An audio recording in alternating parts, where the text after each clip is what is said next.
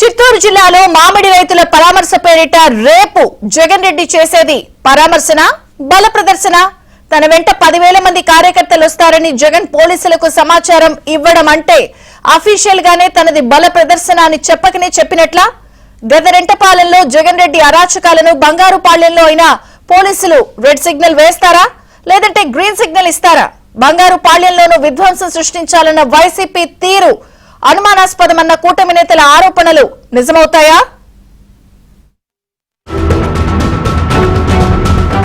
ఈ సీన్ గుర్తుందిగా.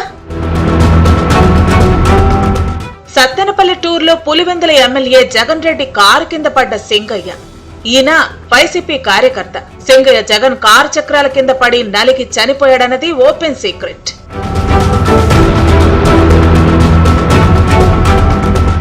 ఇది ఏ మాయాని కూటమిపై దుమ్మెత్తి పోయించిన వైసీపీ చివరాఖరకు అడ్డంగా సాక్ష్యాధారాలతో సహా దొరికిపోవడంతో తేలుకుట్టిన దొంగల్లా సైలెంట్ అయ్యారు.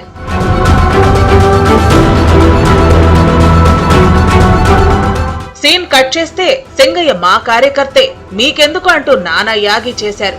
పనిలో పనిగా తాడేపల్లి ప్యాలెస్ కు సింగయ్య కుటుంబాన్ని పిలిపించుకుని పరామర్శించిన జగన్ రెడ్డి 10 లక్షల పరిహారం ఇచ్చారు.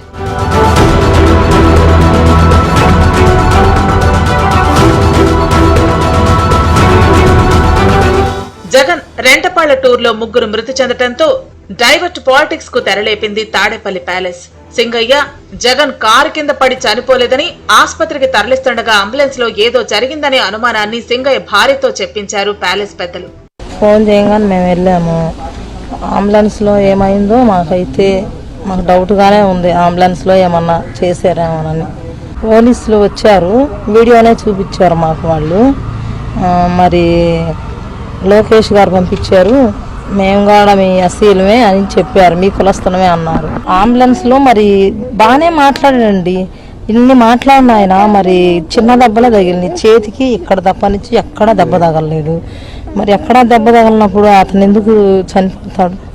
చనిపోయే అవకాశం కూడా లేదు. ఇది గతం. మరి వర్తమానం ఏంటి? రేపు చిత్తూరు జిల్లా బంగారుపాళ్యంలో మామిడి రైతులకు పరామర్శ పేరుతో బల ప్రదర్శనకు వస్తున్నారు జగన్ రెడ్డి. రైతుల పరామర్శకు అనుమతి కావాలని తన వెంట 10,000 మంది పైగా కార్యకర్తలు వస్తారని పోలీసులకు జగన్ బ్యాచ్ సమాచారం చేరవేసింది. ఉమ్మడి చిత్తూరు, ఉమ్మడి కడప జిల్లాల నుంచి బస్సులు, కార్లు, బైకులతో భారీగా జనం తరలించేలా ప్లాన్ చేసింది. తోతాపురి మామిడితో సంబంధం లేని కడప జిల్లా వైసీపీ కార్యకర్తల తరలింపు ఎందుకు? ఈసారి ఎవరిని కారు కింద తొక్కించేస్తారు? పరామర్శల పేరిట వైసీపీ రాజకీయానికి వాడుకుంటోందా అనే అనుమానాలు వ్యక్తమవుతున్నాయి. నిజంగా మీరు రైతుల కోసం న్యాయం చేయాలని అయితే మీరే వచ్చి రైతులను పరామర్శించాలి, కానీ 10,000 మందితో దండయాత్రకు వస్తున్నారా? మొన్నటికి మొన్న మీరు పల్నాడులో పోయి అక్కడ పొగాకు రైతులను పరామర్శించే నెపంతో ఆ పొగాకు పేర్లంతా తొక్కి నాశనం చేసి ఆ రైతులకు రూపాయలు లేకుండా చేశారు. రేపేం చేయబోతారు? బంగారుపాలెం మార్కెట్లో ఉన్న మామిడికాయలంతా తొక్కి నాశనం చేయడానికి వస్తున్నారా? రప్ప చెప్పడానికి వస్తున్నారా?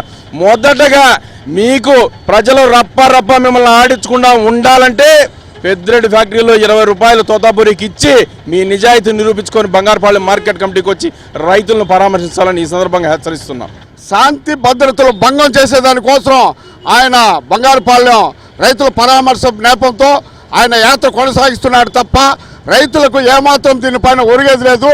దీనిపైన పోలీసులు శాంతి భద్రతలు విఘాతం కల్పించకుండా కట్టుదిట్టమైన చర్యలు తీసుకోవాల్సిందిగా కోరుతున్నాడు.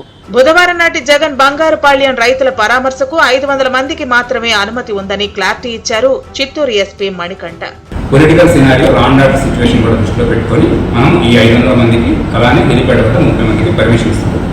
అలానే ఎవరికి ఎటువంటి ప్రమాదం జరగకూడదు, వీఐపీ వచ్చి సేఫ్గా వెళ్ళాలి అనే ఉద్దేశంతో మనం మరికొన్ని కండిషన్స్ కూడా పెట్టాము. ఏరియాలో ఎటువంటి ఇష్యూస్ జరగకుండా సీసీటీవీ కెమెరాస్ వాళ్ళని పెట్టించమన్నాము.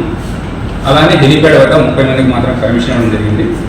మ్యాంగో ఫార్మర్స్తో వాళ్ళు ఇంటరాక్ట్ అవ్వడానికి 500 మందికి ఎటువంటి పబ్లిక్ మొబిలైజేషన్ జరగకూడదు. అలానే ఇంపార్టెంట్ జంక్షన్స్ వద్ద ఎటువంటి ట్రాఫిక్ జామ్స్ దయచేసి క్రియేట్ చేయవద్దు, మొబిలైజేషన్ చేయవద్దు అని ఎక్స్క్లూజివ్గా చెప్తున్నాము. దీనికి సంబంధించి నోటీసెస్ కూడా ఇవ్వడం జరుగుతుంది. ఇది అతిక్రమించి ఎవరైనా మొబిలైజ్ చేసినా, అలానే పబ్లిక్ ఇన్కన్వీనియన్స్ జరిగినా, ఎటువంటి లాండ్ ఆర్డర్ ఇన్సిడెంట్స్ వచ్చినా ఖచ్చితంగా చట్టపరంగా చర్యలు తీసుకోవడం జరుగుతుంది. వేలాది మందితో వస్తామని చెప్పిన జగన్ ను పోలీసులు నిలువరిస్తారా? పల్నాడులో లాగా రెడ్ కార్పెట్ పరిచి స్వాగతిస్తారా?